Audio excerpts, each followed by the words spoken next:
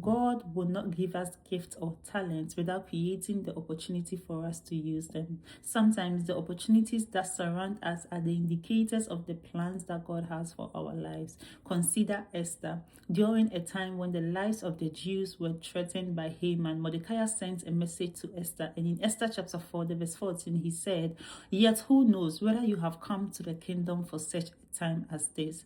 Let's also look at other people like Elijah, who in the midst of persecution, when Jezebel was killing all the prophets of Israel, he had the opportunity to demonstrate to the whole kingdom and even the false prophets of Baal that God was true by calling down fire from heaven to consume the altar.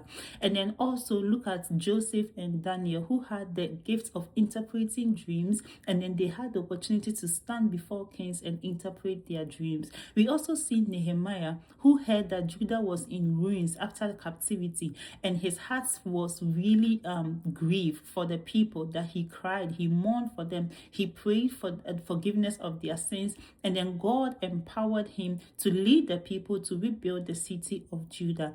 Jesus also has several opportunities to fulfill his mandate. Look, every season has its own opportunity. Hence, it is not by chance that people are born within specific areas with specific talent. That's why we have people who were even predestined, preordained ahead of time to solve the problem of that particular season. You know, some were born to prepare foundation, some were born to lay foundation, some were born to build on the foundation. And if it doesn't follow in that order, the people who are supposed to build on foundations cannot come and do anything. They will not be effective. That is how God has designed this. We see the case of Jesus Christ and then John the Baptist. John the Baptist came preparing the way for Christ, so that Christ's ministry will flourish upon the foundation that John the Baptist has laid.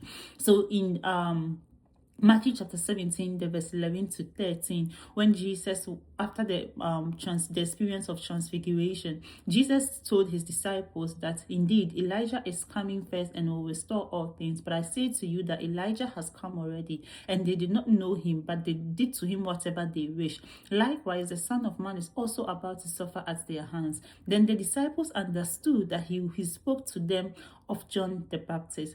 Also, Paul said he had to plant, and then Apollo watered, and God causes the increase. Who knows whether the challenges that you are having, whether the opportunities that are surrounding you is just for a time as this. It's just so you could put your gifts and talents to use. Meditate further on discerning the opportunities sent from God. God bless you, and I'll see you another day.